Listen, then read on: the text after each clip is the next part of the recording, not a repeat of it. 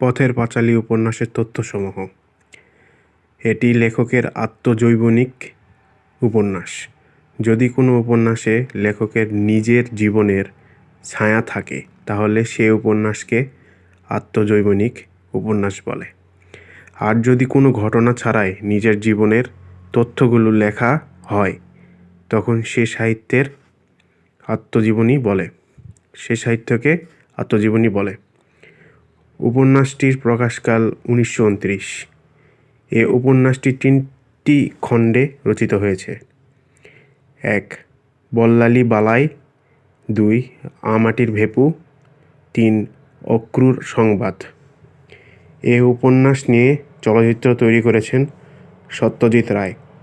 তার জন্য তিনি প্রথম বাঙালি হিসেবে অস্কার পুরস্কার লাভ করেন।